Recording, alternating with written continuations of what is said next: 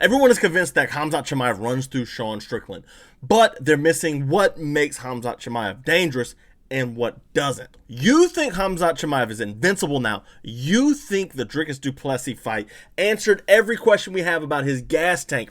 You couldn't be more wrong. Sean Strickland is kind of ugly in more ways than one. There's a stubborn problem that can drag Khamzat Chimaev into the later rounds, and this is one fight that he's still proven that he can't win. Khamzat Chimaev hasn't fixed his cardio problems magically, and the exact same questions we have about Chimaev before the Dricus fight are exactly what Sean Strickland tends to exploit. Now, at the end of the day, Khamzat Chimaev likely wins. The imposing of his own will is simply too strong for most fighters to deal with, but to count Sean Strickland out completely is the classical fool's errand. So yes, once again, Khamzat wins this fight.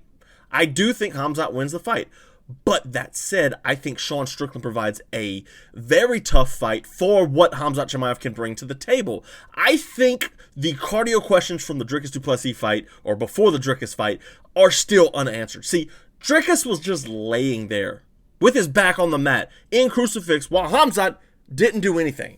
So Dricus isn't giving Khamzat anything to do, and Khamzat's not doing anything. How is that going to make you tired? For a guy who's grappled his whole life, how is that going to make Khamzat Chimaev tired? It's not. He's going to sit there, he's going to sit on top like he did with Dricus du Plessis and just ride it out.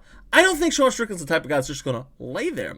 Everybody wants to talk bad about Sean Strickland, and I get it. We don't like the guy. He's kind of unlikable, he's kind of brash, he's kind of bold, and he says a lot of things that are like, why are we going there? But that said, the dude can fight. I thought Fluffy Hernandez was the next coming, the next title challenger, and the one that was going to give Khamzat Chimaev the biggest problem. But no, that's not the case. Instead, what we see is a Sean Strickland destroying Anthony Hernandez. Now, they couldn't be two different fighters. Hernandez and Khamzat Chimaev, they are completely opposite when it comes to stand-up. See, Hernandez, we talked about this in the lead-up and in the post-fight after-view, my victory lap on that, about Sean Strickland possibly beating Fluffy Hernandez. And I said Fluffy hates when people come forward and hates when people jab. He's not going to shoot off his back foot. See, Khamzat will shoot. I don't think there's anywhere Khamzat won't shoot from, honestly. I think he is a dangerous fighter everywhere. I think he can hurt Sean Strickland with his hands, and I wouldn't be surprised if there was a knockout in this fight. That said, that knee that put out Fluffy Hernandez, Sean Strickland placed that perfectly. He knew exactly when he was timing it in. And I don't think Khamzat Chimaev is invulnerable. I think he's got an ironclad chin. I don't think he's been hurt a lot. I think the Gilbert Burns fight is the only fight he's actually been hurt in. But nobody survives that knee. I know Sean Strickland doesn't have the most power. I know he's not the most destructive fighter on the UFC roster. As a matter of fact, he hovers right above 50% when it comes to takedown or knockouts. You know, it's right around 50%. He has almost as many submissions. I say that. I don't really know if that's the truth. Let's see. I'm pull it up real quick here. 12 knockouts, 4 submissions, and 30 per wins. He's not going to knock him out. And if he does, it's going to be one of those, this is round 5. Chimaev's very, very tired. And I don't know if he can make it out of this round. And that's when Sean Strickland likes to put on the gas. You see, there's 2 types of Sean Strickland we get. There's the one that's on the front foot and wanting to blast somebody out of there, and generally he doesn't. Think the round 5 Paulo Costa, or think the Izzy fight where he had him on the ropes and couldn't quite get the deal done. Now, I give that credit to Adesanya for being the champion that he is. But still, you know the deal. You know he can't really knock people out. The Fluffy Hernandez fight, there's the one where he's kind of on the back foot, and he's jabbing, and he's pivoting around, and he's kind of staying off of the cage. That's the Sean Strickland that needs to show up. Because Khamzat Chimaev is going to come forward. It doesn't matter what Sean Strickland does. Chimaev is going to come forward. He's going to shoot. Like, I want to break down this fight and get, real nerdy with you guys, but it's it really boils down to Sean Strickland is going to have to understand that he's going to be on the back foot. He generally does have a good understanding of that, and Khamzat Chimaev is going to come forward. Death, taxes, Khamzat Chimaev coming forward and shooting. That's the 3 things that are guaranteed in life. That's the 3 things. But seriously, you think about that round 3 for Paulo Costa where he's doing the Sparta kick at him. Yeah, That could be later fight Sean Strickland. He just got to make it there. And see, that's the impossible task, you know. That is the impossible task that is asked of everybody that has fought Khamzat Chimaev. And there's been some that have succeeded in that. And granted, they were 3-round affairs, and the swing in the fight looked way different from what it looked like early in the fight. Think back to the Kamaru Usman fight or to the Gilbert Burns fight. Those two guys, while completely different fighters than Sean Strickland, again, those two guys know how to dig deep. They're old veterans of the sport. Been there, done that type guys, you know? I see Sean Strickland getting into the later rounds if he wants to win this fight. I'm not making this prediction, but if Sean Strickland wants to win this fight, he needs to get into the later rounds of this fight. He needs to get into the later round, make Khamzat pay for being who he is and how he fights. Dricus du Plessis didn't do that. He didn't make Khamzat Chimaev pay. Instead, he let him do what he wanted to do. And that worked wonders for Chimaev. It's got everybody on this red herring of like, oh yeah, Chimaev doesn't have cardio problems anymore, especially at middleweight, you know? Like, no, guys. He got outworked by an old Usman with no knees. So, the questions aren't answered for me for Chimaev. I think he wins this fight, and I think round 2, it'll probably be over with when we get an early night at the office. So yeah, UFC 328, it is stacked. Very good main card. Joshua Van and Tatsuro Taira, the co-main event. This is an interesting one. It's the two youngest fighters on the card.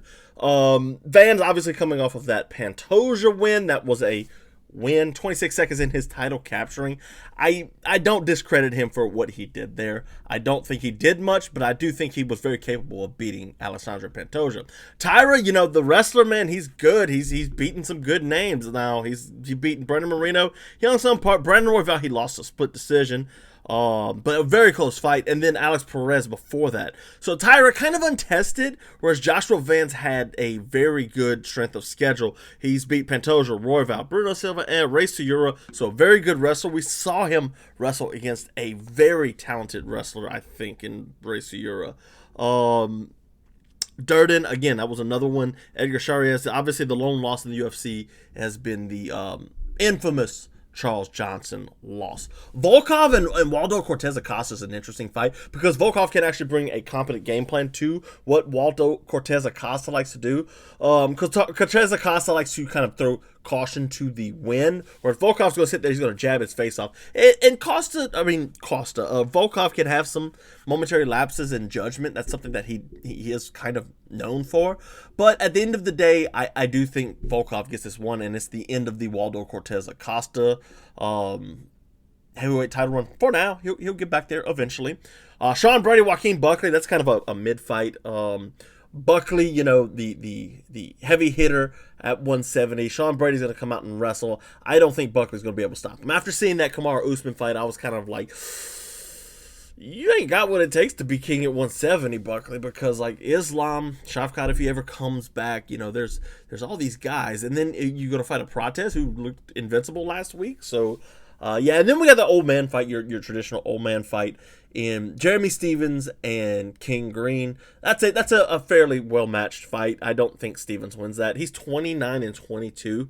Don't know why they're keeping Jeremy Stephens around. He's got to be close to 40 now if he's not. But yeah, 39. Like, then again though, Bobby Green, you know, he's 39 as well. So typical old man fight. Abita Goche and Ozzy Diaz. Well, you know, Ozzy, I'm not really big on. Abita should run through him. Joel Alvarez and Yaroslav Amosov. That is the best fight on the card aside from your title fights. Alvarez, lanky, long, really good striking for 170, has some good wrestling chops. Amosov, obviously the Ukrainian, former Bellator champion, the one loss to Jason Jackson, but since coming to the UFC, he's got his first win over Neil Magny. Also wins over, you know, like Curtis Millender, Logan Storley, Douglas Lima, Ed Ruth. You know, he's beat some good fighters, so I'm looking forward to that fight. Grant Dawson and Mateusz Rebecki is another sleeper. Two scrappy wrestling guys. I can see Rebecki catching Dawson here. Jim Miller and Jarrett Gordon, your Jim Miller fight. Roman Kopolov is way down on the card against Marco Tulio. Pat Sabatini, really good grappling versus William Gomez. Baisengar Susakaev is fighting the Jordan Santos. That's a layup for Susakaev. And then Clayton Carpenter and Jose Ochoa. I think I've interviewed Ochoa before a long time ago. Long time ago. But at the end of the day, this card, not bad. The prelims are okay. And the main card's quite good. So I'm looking forward to it. I'm looking forward to see Sean Strickland's answers to Khamzat Chimaev and if he actually has any. So yeah, right here, guys, Fight Finders. Check it out, my docu-series, and working on a new episode now. So go watch this. Go watch this series. All 8 episodes. I've got Karate Olympians. I've got bare knuckle boxing, bare knuckle MMA. We're doing a history episode even. It's going to be so much fun. Guys, check this out.